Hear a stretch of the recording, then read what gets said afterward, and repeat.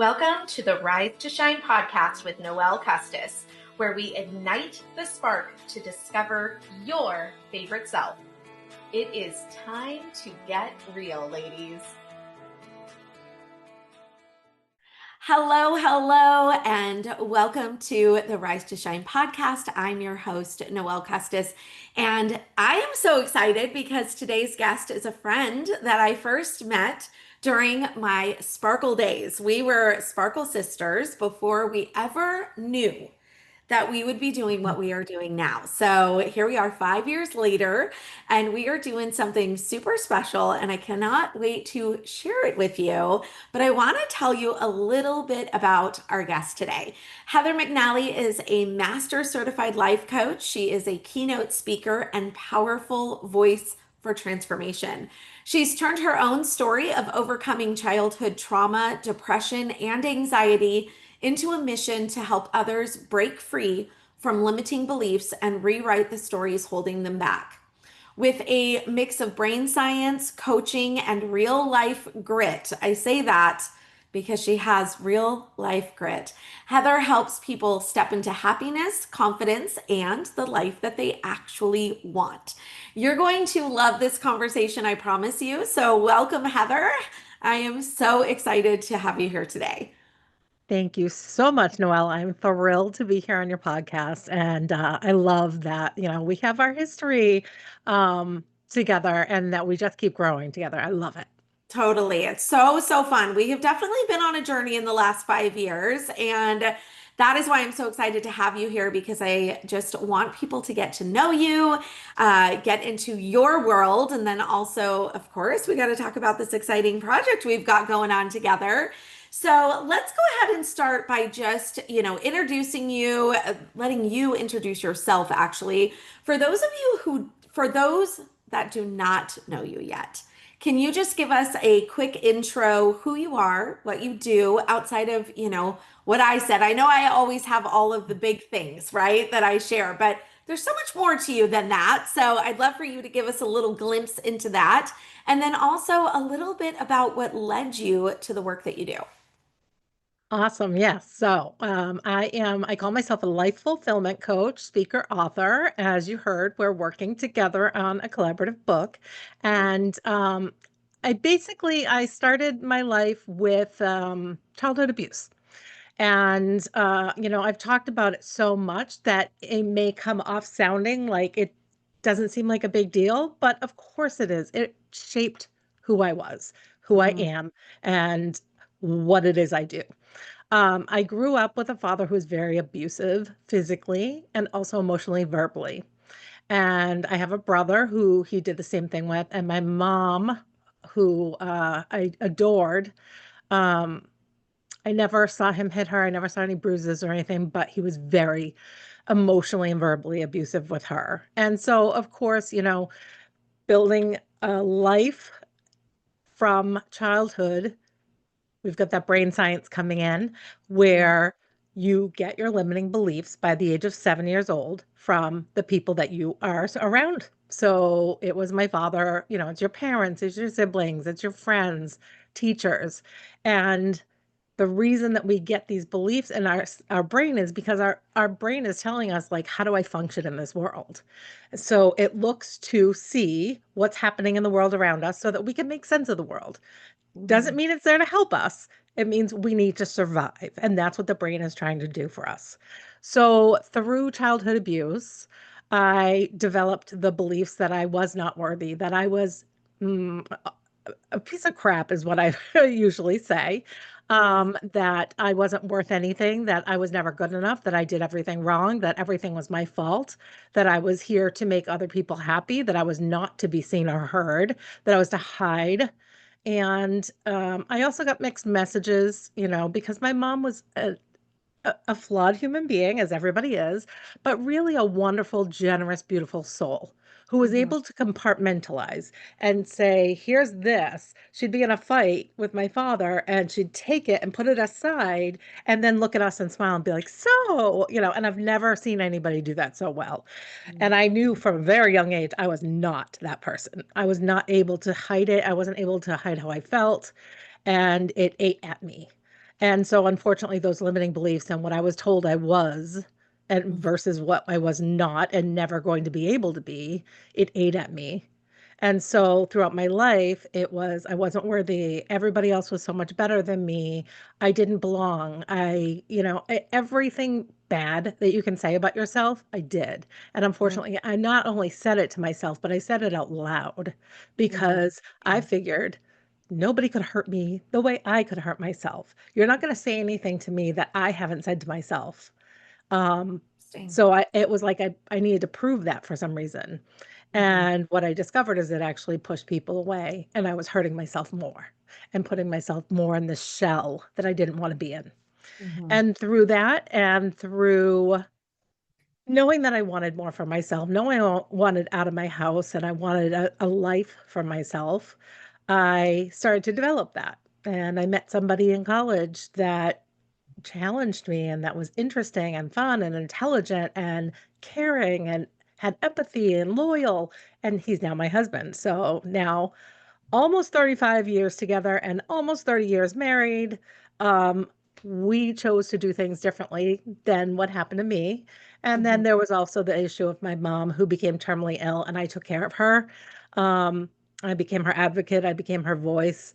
And going through that experience with her for a very long time until her passing really inspired me to become the person that I felt I should be. I felt I wanted to be. I felt I could be, Yeah. and step out there and say, "Huh, maybe I could start a business." And now, since I made the decision to start this business, Mhm. my confidence has grown, my strength has grown. I'm so much more empowered. I did the work myself to get to the place that I'm at.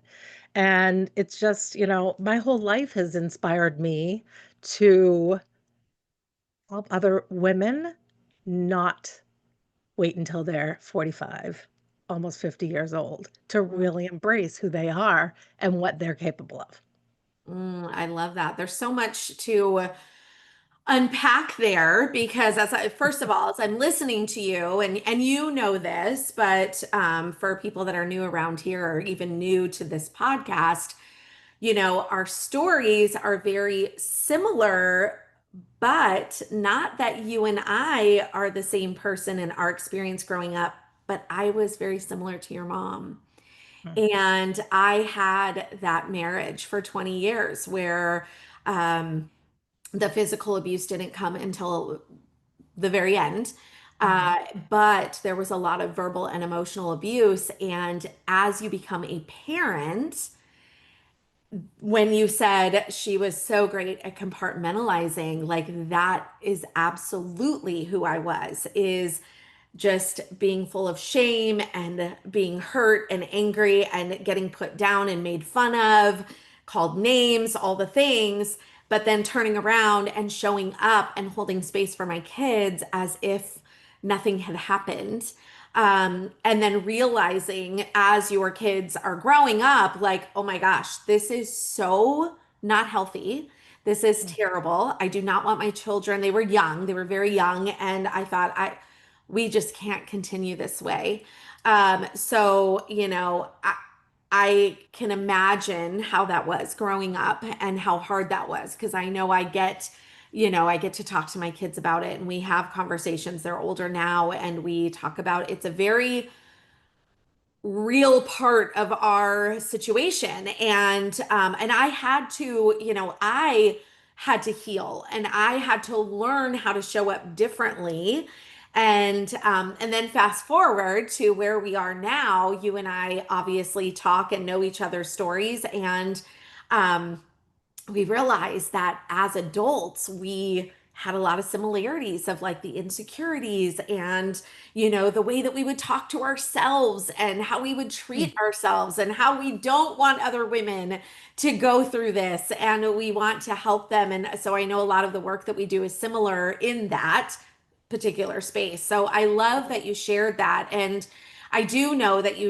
definitely blend the science with it. It's not just our own experiences, you guys. Some people get confused on, this whole idea about being a master certified life coach because we both are. that, yes, we've taken the classes. Yes, we have, put in the hours of training and all of the things. And we've had our own experiences to be able to really kind of hone in on the women that we want to help. But in addition to that, it has been the brain science behind it that we start to Mhm. learn and go, wow. And it's mind blowing when you start to figure this out. So, I'd love Yep. to just know for you, with all of this, with all of this knowledge and the personal experience, how does that shape how you show up for your clients today? Oh, well, the girl even 10 years ago that I was would be shocked that I'm doing this Right. because it was like a dream. Um, and I've always, for some reason, felt that I had a voice, Mm-hmm. but I also felt that nobody wanted to hear it. Right. So over time, I started doing things like on Facebook and, chatting with people and just trying to put positive things out there because brain science shows that the more you put it into your brain, the more you believe it. So when people say things like affirmations and someone will say, oh, they're just fake. I don't believe in them. So why am I going to say I'm a millionaire to myself when I know that I'm not and I don't think it's possible for me? Right. Well, then you start where it's simple and you say, I'm a good person, or Mhm. whatever is true for you.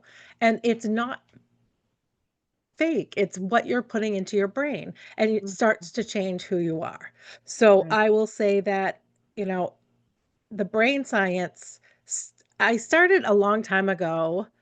I heard somebody once say that if you go to bed and think about things that you're grateful for, and this has to be 20 years ago, go to Right. bed, think about something you're grateful for, like two or three things you're grateful for and something you're looking forward to, that it's going to help you feel better, sleep better, wake up in a happier mood. And I was like, if you knew who I was 20 years ago, I had a beautiful family. I loved my family. I loved so many things. And people would say, you're so positive about so many things, just not about yourself. And it was Mhm. true. I loved life. I loved the world, but I hated myself. So how can I change that? So when I heard that, I just grabbed onto it. And I will say, I was going to bed and I had to force myself to think of it because I'd forget. You get into your habits and your rituals and your routines. And so over time, going to bed, thinking about these things changed me. And I started to look forward to that part of going to bed. I started to look forward to how I felt when I thought about those things. I slept better. I woke up in a better mood. And overall, my whole darkness started to change because I was very dark in my Mhm. thoughts about a lot of Mhm. things, usually about myself. Right. And so I think over time, between doing that, not knowing the brain science, and then starting to see everything happen with my mom, and there's nothing like seeing somebody make the decision for themselves that they're going to stop their treatments, which they know will end their life to make you go, wow. I mean, not even facing my own mortality, looking at what she was deciding at Yeah. 69 years old Right. to look back and say, my goodness, look at everything in her life. I wonder if she's sitting here thinking to herself, I had children, I had a career, I had a home, I had friends, I had family. And so that really got me to thinking about what are other people thinking and why, she didn't leave the situation that she was in.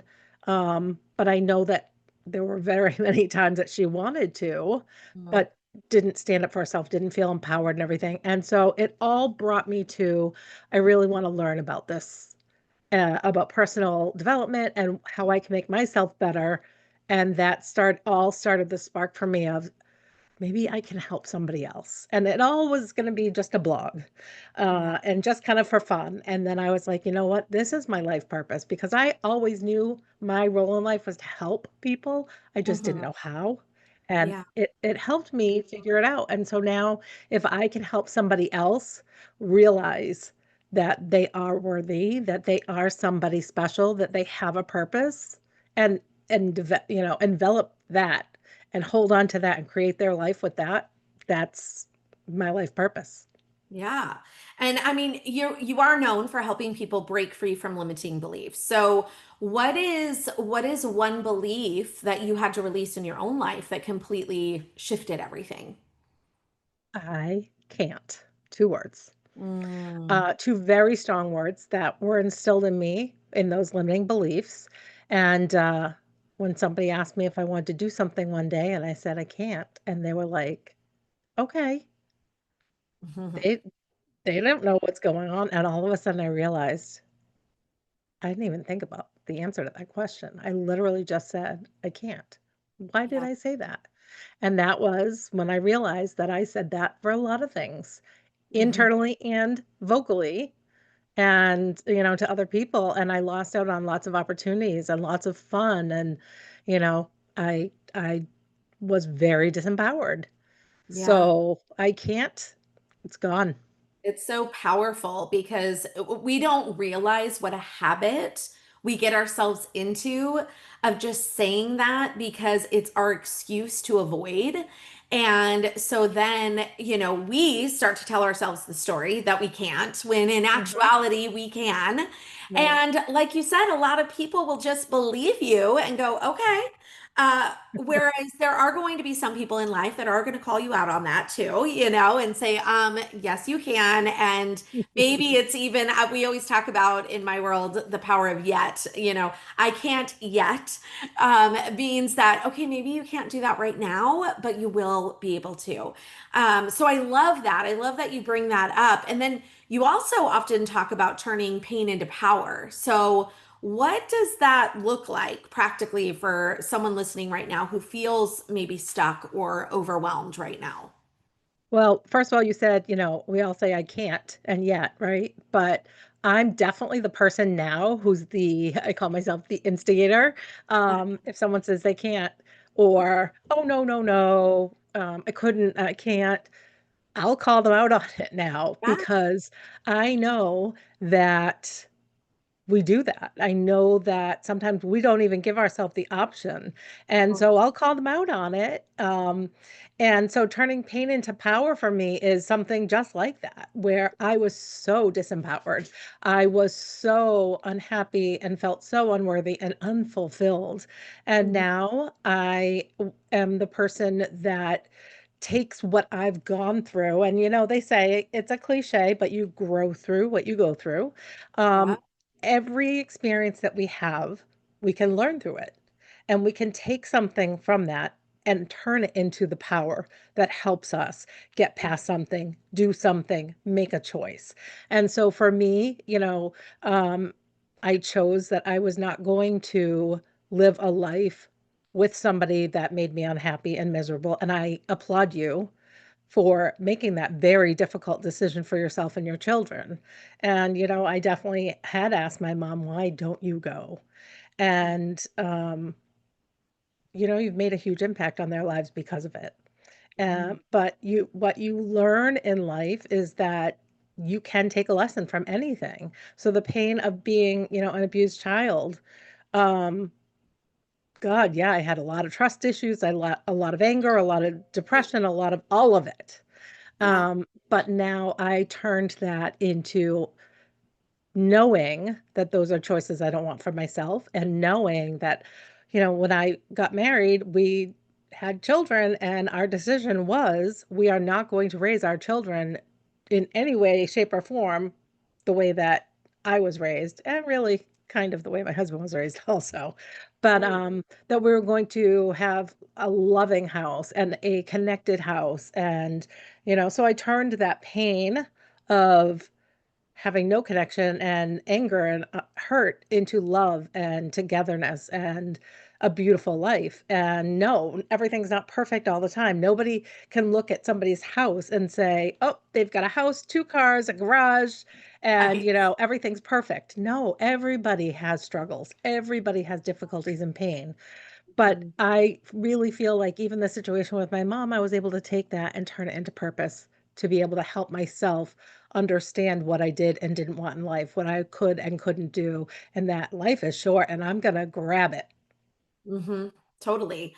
I love that. And it's so true. And and honestly, I mean, I have only known you for 5 years, and I know that you have said that this has been a journey for the last 10-ish years. And even the growth that I have seen in the last 5 years has been tremendous. And this is what I love about life and the journey that we're on is that you are never too old. You are never too late, that you can start making those changes. And when you do, it's not just for yourself, but it's a domino effect of what is happening around you and the people that it affects around you. And that's why, like I said, I mean, thank you for acknowledging that, yes, it was brave and it was a big deal for me to leave. And there were lots of reasons. I mean, obviously, when you're in situations like this, there are layers, multiple layers. And I think where we both, our hearts both come from is a space of such compassion. Like, yes, we're going to call you out. We are not going to be the ones that are going to sugarcoat it and be like, oh, it's okay. Like, yes, we're going to love you. We're going to be compassionate and we're going to show all of that. But we both have talked about it took other people and ourselves, just our deep inner reflection, but it has also been other people calling us out on things that we're like, oh, Absolutely.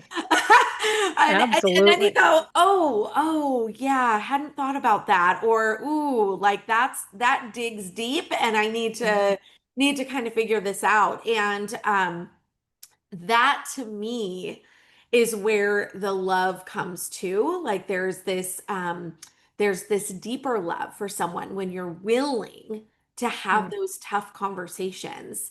And that's what I love in the work that I get to do. And I know you love to get to do that too. And so I'm curious for you, what role has acknowledgement played in your healing journey? And why do you think it might be such a key part of the transformation process that you teach?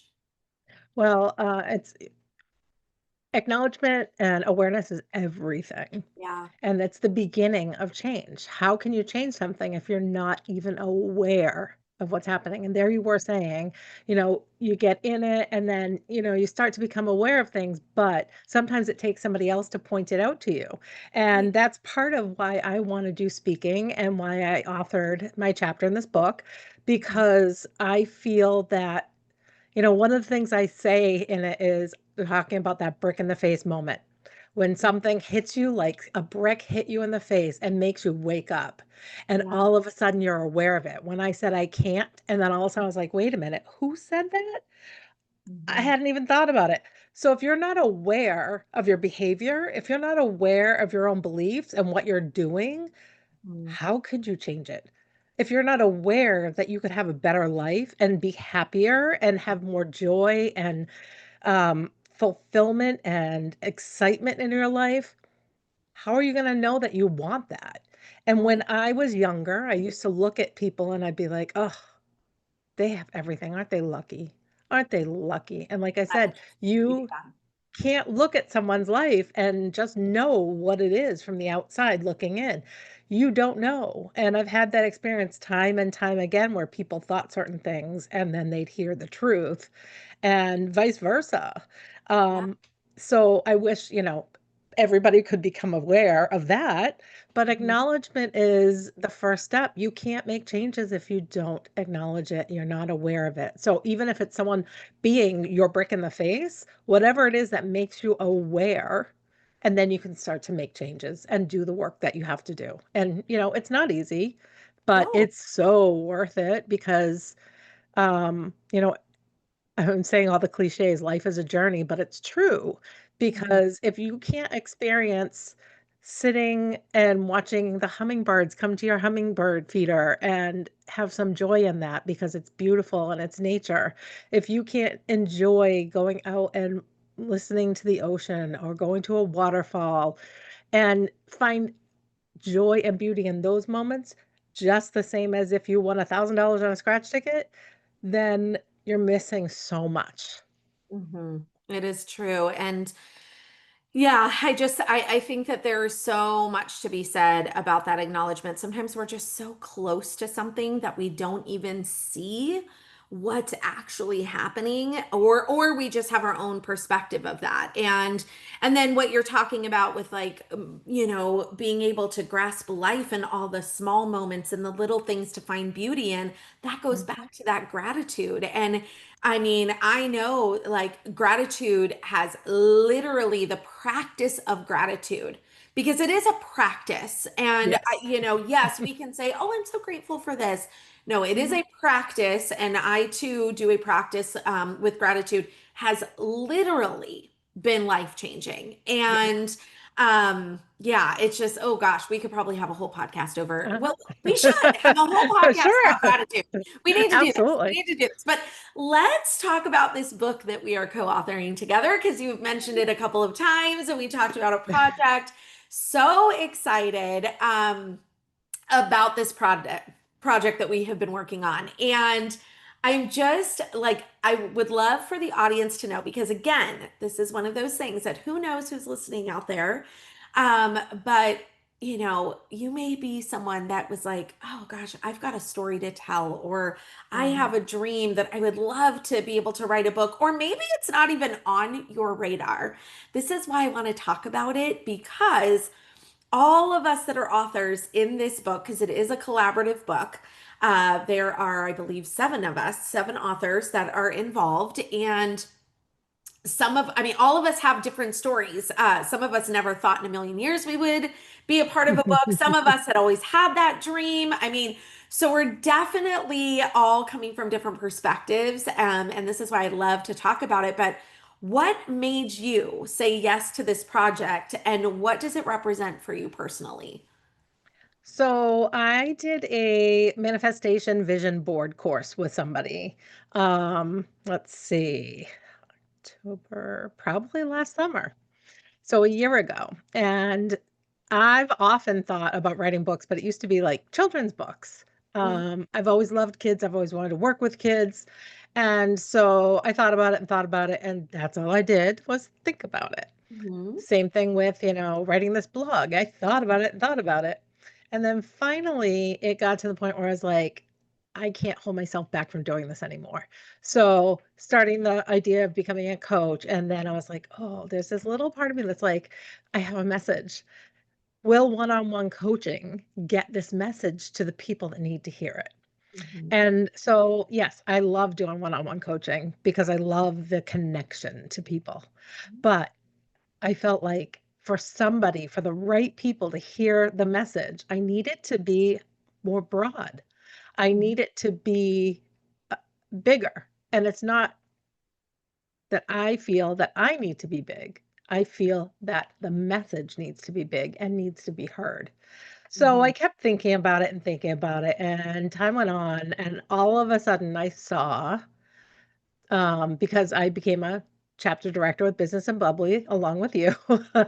um, I saw that Charity, the owner of Business and Bubbly, was offering a speaking author course. And it was like, I saw it and it was almost like hearing that, oh, like, this is it. You need to do this. You need to jump into this. And I held back for about 15 minutes because that's how I am. Once I'm aware and it's in my head, I can't stop Right, thinking about it.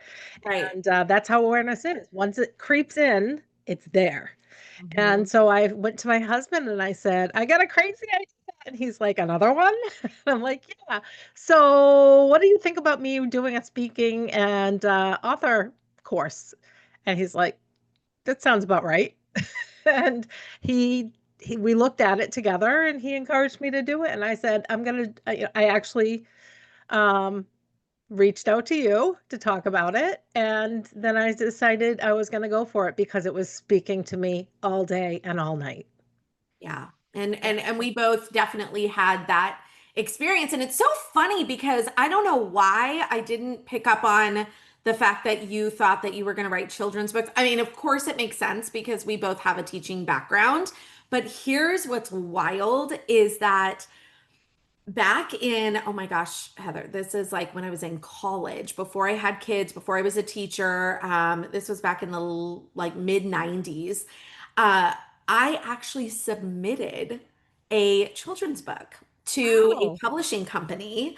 Of course, didn't get picked up, didn't do anything with it, but I had that dream too, is I thought, oh, I would love to write a children's book. And I was a preschool teacher at the time while I was going through college. I was a server did waitressing, but then I also Hmm. was a preschool teacher. And I just loved the power of stories.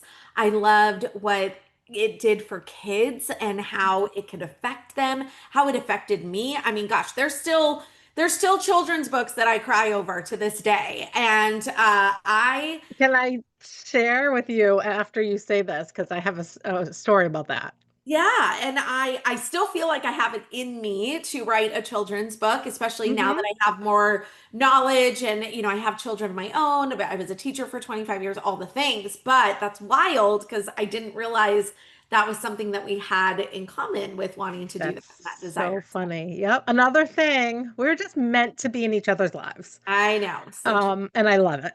My mom actually was excuse me, an elementary school teacher, and she Uh-huh. taught second grade for most of her career. And I loved going in the classroom and helping and everything. But at the very end, she asked me to start reading to her the book Goodnight Moon. That's And one of them that still brings me to oh, tears. yep, me too. And I read it to my kids when they were in the womb and Same. when they were out. And Yep. so I read it to her every night. Mm. And it became this thing. And she'd just be like, "Good night, moon." And, she always said, "I love you to the moon and back." Yeah, And it's wild. yeah, so actually, when I did her eulogy, I read that at the end. Oh, And it's a very, very special book to me for so many reasons. But children's books, yeah, that message. I mean, she wanted to hear this when she was 69 years old. totally. And, I shared it at her eulogy, at the eulogy I read, and everybody came up to me and thanked me for reading it. Yeah. And so yeah, the messages that come through in books, whether they're children's books or, you know, self-help books, Right. they're profound. Totally. Maybe we need to co-author a book that's a picture book, children's style, but for women. Ooh, there you go. I love it. My brain is swirling now, but okay, Yeah. let's get back to our book that we have now, because I know you and we're dreamers for sure, Yes, and we will put yes. this out into the universe, and all of a sudden we're going to start attracting all of this, girl. Okay, so without giving too much away, Hmm. what is one powerful message or moment from your chapter that you really hope hits home for the readers? I really hope that people recognize through this that choice is truly, people say superpowers a lot lately, but it truly is a superpower. Our Mm, brains are amazing, absolutely amazing. And when you work to train your brain and to teach your brain, because truthfully our brains are not our friends, and I learned that from my brain science teacher, Gregory Karamans, and he told us your brain is not your friend. Your brain is here to get you to survive, so it's going to do whatever it needs to get you to survive. So fear, oh, let's stop. That's why we procrastinate, so many things. But yeah. you have that power over your brain to make it make choices that are Mhm. good for you. Yeah. So I'm curious for you in this part. Did anything unexpected come up for you during the process of writing your story? I think I don't know if it was really unexpected, but just the sadness that I Mm, have for who I used to be, the sadness that I have for my mom's choice to have to compartmentalize. And I know that the stress was part of what happened to her in getting sick. And the sadness for people who don't realize they have that power of choice. yeah. So it kind of fueled me even more to make sure that my voice is heard. Yeah, definitely. I definitely feel that. I think all of our, gosh, I think about this book and I know all the stories for the women that are in the book. And I haven't read, we haven't read each other's chapters yet. So it's going to be a Right. surprise for all of us. Although we know we know the message, we know the story. And boy, are there some powerhouse stories in this. And what, you know, I know what I feel about this, but I want to ask you, Who do you Mhm. hope picks up this book? And what do you want them to feel or know by the time they turn the last page? I hope me 20 to 30 years ago picks up this book. I Mm, hope that somebody who's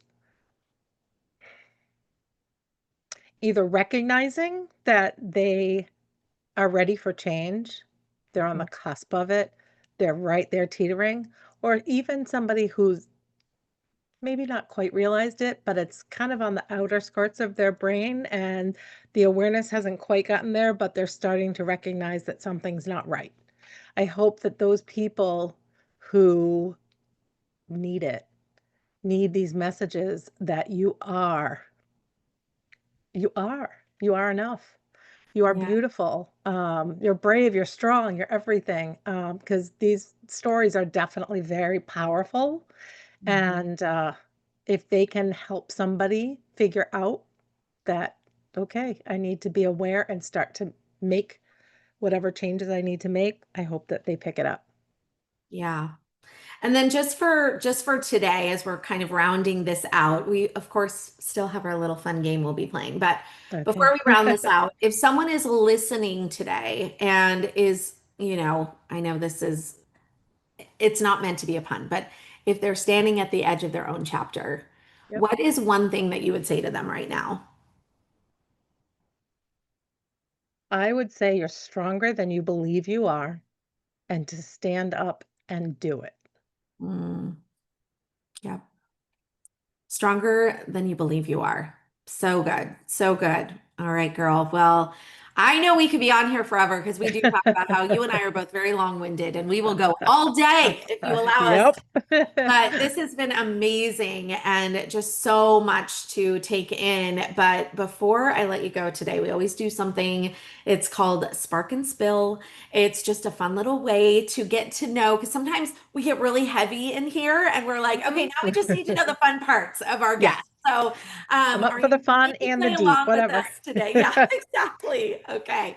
All right. So, are you willing to play with us today? Absolutely. All Bring right. it on. Awesome. Okay. So you're just going to say the first thing that comes to mind. This is not meant to be high pressured stakes here. There's no cash involved, my friend, but we're just going to have fun with it. That's Okay. okay. So I love music and I love to hear what other people think about it. So I'd love to know, what is a go-to song that shifts your mood instantly? Oh, there's so many. No. Music saved me when I was younger. Same. And so it's a very, very powerful tool. And I will say that one of the songs that I can't get out of my head is Walk by the Foo Fighters. Okay. I knew And you were going to say Foo Fighters. yep, How did I yep. know It's I'm a rock girl overall, but there's just such a powerful message in that song where he was talking about his experience with Kurt Cobain, because it's Dave Grohl from the original Nirvana, and he was talking about literally watching his child learning how to walk and about making changes in your life. So it's a very powerful song, and it kicks. So So you guys, if you haven't heard it yet, go back and listen to it. Or and okay. if you have heard it and you're like, oh, I never like thought about, or I haven't thought about that one in a long time, go back and listen. This is why I love playing this game. And then of course we always love to know a drink order. So coffee, tea, or what is another favorite drink if that those aren't one of them? Oh, this is going to make me sound bad. All right, number one is water. I drink that pretty much primarily. But Yeah. number two is definitely a Cosmo or a lemon drop any Yes. day. You know this. I do know this. Coffee's too I just bitter. wasn't sure if you were going to reveal it, but I Oh, do know yeah. that. Yeah.